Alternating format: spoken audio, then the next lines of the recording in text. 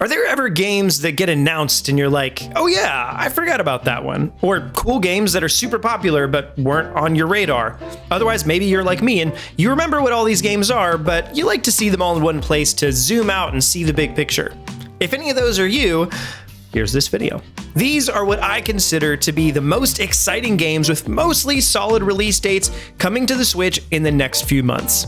Let's talk about it.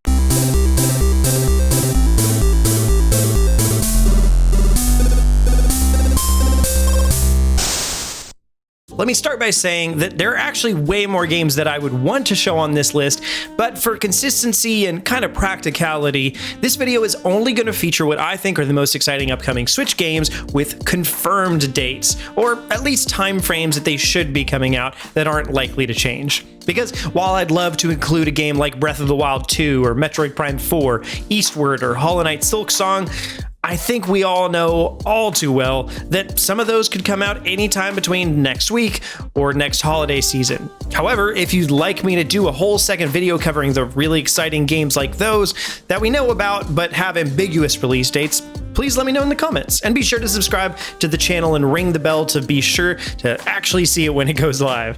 Okay, in release order, game time. You may already feel Mario'd out after Super Mario 3D All-Stars, but this could shape up to be a whole new experience. Super Mario Bros. 35 takes after Tetris 99 in a classic game that uses your successes as ammunition against a crew of 34 other Marios, each trying to save their own princess, all playing through Super Mario Bros. 1.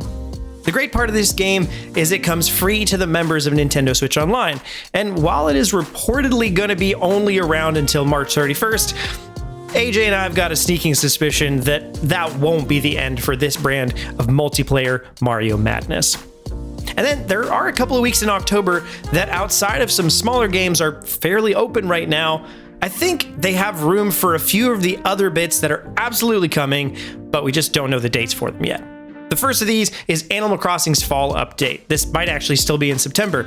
We don't know anything about it, but we know it's coming soon, and from some data mines and leaks that kind of do let us know some about it, it seems to be quite substantial. I'm not sure this will be what gets me back into the game after I sunk 150 hours at the start of the year, but I know my wife will be excited. Furthermore, we know for a fact more Smash Fighters are coming, and I expect one in early to mid-October with an in-depth Sakurai presentation and all. Even more furthermore, Pokemon Unite was announced during the summer with a 2020 release date, and I expect to see that with a date reveal for the Crown Tundra Pokemon DLC, which we'll talk more about a bit later. And the last semi-speculative news is that we know more partner directs are coming, and they're very likely to have a shadow drop or two. Of course, we don't know how exciting those releases would be, but at least it'll be fun to look forward to. And I'd expect somewhere around October 20th for those. But back on confirmed date games for a while. October 16th brings Mario Kart Live Home Circuit, which is awesome and super cool use of tech and AR, but my house isn't set up super well for it, so I wanted to include it in this list, although I feel like most of our viewers may not exactly be the target demographic, but I'm definitely going to try to get my friends who are parents to get it so I can mooch off of them. On October 27th, we'll see the release of Ghostrunner. This is a mature first-person platformer and action game in a cyberpunk open world. It's a multi-plat Unreal Engine 4 game, and from the bits we've seen so far, it looks like it runs really well on Switch. The platforming reminds me kind of Warframe, but in first person, but the gameplay loop is way more up my alley. Only a couple days later, Nintendo is bringing over their very own Pikmin 3 from the Wii U with the release of Pikmin 3 Deluxe. And not only is this game exciting because Pikmin is a great franchise of which I have yet only played the original, but there are just as many new features in this title for returning players as the new ones. New difficulty settings, story content, quality of life upgrades, and maybe the best, the whole game can be played in co-op. I'm very excited to get my hands on this one. And then November rolls around, and I expect a number of more games to be announced by then, but this is absolutely the window I expect the Crown Tundra DLC to release for Pokemon Sword and Shield. This will bring with it more Pokemon to the regional decks, but also more exploration, caves for new kinds of raids, new legendaries, and so on. All in all, if you liked Pokemon Sword and Shield and wanted more, this is what you've been waiting for. Also in November on the 13th is the Mario Game & Watch, but this isn't a Switch game, so it really shouldn't get a mention here, but it's Nintendo, so hey, just a reminder that's happening. Furthermore, Kingdom Hearts Melody of Memories is coming out also on the 13th, but since this isn't one I care that much about, I'm not spending long on it, but if it's up your alley, hey, look at that, a game. Closing out November is one of my now most anticipated games, Hyrule Warriors Age of Calamity on November 20th. Truthfully, I've played very little of any game in the Warriors style and didn't really imagine any game would pull me in, especially since the first Hyrule Warriors didn't. But this one really did it. Breath of the Wild is soaked with lore all around the world, and it's obvious from their behind-the-scenes material that the team built most or all of the environments with stories behind them. But within the confines of the game, we really got such a small snapshot of that direct narrative. In this game, however, we can finally play as Zelda, Boy Zelda, the champions, and surely many more of the key characters during the harrowing story of the fall of Hyrule 100 years before Breath of the Wild. I made a whole other video about this game, so check that out if you haven't, but needless to say, I'm excited.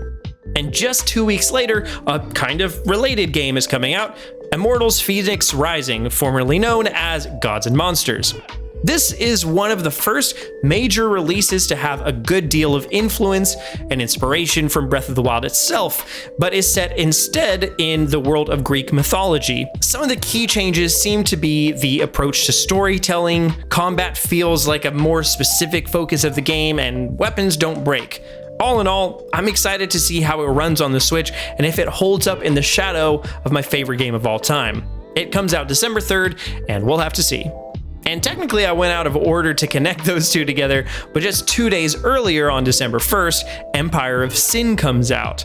I mentioned this on our weekly podcast recently, but this is a game that I had no interest in at first, but every time I watch a new trailer for it, I'm increasingly interested. It looks to be a 20s themed tactical RPG with gameplay along the lines of XCOM or a more down-to-earth Mario plus Rabbids. All in all, I'm still not 100% sold on it, but some good reviews could certainly tip that scale as the rest seems pretty neat. And although that rounds out the 2020 games that I wanted to talk about with concrete dates set, there's a whole bunch more that have the chance to release this year, but I'm just not sure about. I'll do a rapid fire of most of them at the end, but there's one that I suspect that we're about to find out a release date for very soon, whether that be December 2020 or early 2021, and that's Bravely Default 2. This game is by the same team at Square Enix as the other Bravely Default games, of course, and Octopath Traveler, which I quite liked. I played the demo for this game and enjoyed it, but also didn't get fully hooked. So we'll have to see what tweaks they end up making. But if it's anything like Octopath, it could really have a lot of substantial changes that enhance the experience. So if you're into turn-based RPGs like I am, this is one to look out for. Moving into just the beginning of 2021, we'll get to play Super Mario 3D World plus Bowser's Fury on February 12th. I think I might make a whole video on this phenomenon, but this game, like several others, really wasn't appreciated by many at the time, partly because it was seen as what this gameplay meant for the future of 3D Mario games, rather than just for its gameplay alone. But now that the climate for Mario is really different, some gameplay tweaks seem to have been added, as well as online co-op, and this will be a really appreciated game. But I'm really especially looking forward to finding out about whatever Bowser's Fury will be, because something about it just looks pretty awesome to me. And then on March 26th of 2021, we get all of our most anticipated game, Balan Wonderworld. Okay, just kidding. Maybe it'll be good, I don't know, who's to say? Obviously, though, I'm talking about Monster Hunter Rise. I am quite excited about the release of this title. It's going to be huge for the Japanese market, huge for Monster Hunter World fans who have run out of content to play, and fantastic entry point for people like me who have never actually sunk much time into Monster Hunter.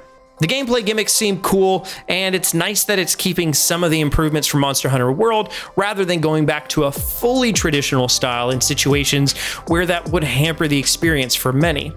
There's also a lot of speculation for a Switch revision on this date, but that's a topic for another video. Finally, like I said, there are a lot of games that I'm excited about and could very well come out between now and March, but we just don't know. Like new Pokemon Snap, No More Heroes 3, King's Bounty 2, Torchlight 3, Hollow Knight Silksong, Eastward, Sports Story, Skatebird, Baldo, Doom Eternal, Haven, Axiom Verge 2, and a whole bunch more. That's a lot of games. I'm very excited about a lot of the lineup. But for now, that's what I think. What do you think? What games would you have added to this list, or what else do you expect might be confirmed in the near future? Let me know all that more in the comment section below, and while you're down there, be sure to like the video and subscribe to fanatixfour to watch this video. No, you already watched this video. To watch future videos instead of this one, as well as this one. Goodness gracious, I'm doing really, really good at this. Just subscribe and stuff, you know? That would be great. I'm on vacation this week technically, so my brain's a little bit fried, but here we are. We're doing it. It's a video. All right, hey, thanks for watching. We'll see you around next time.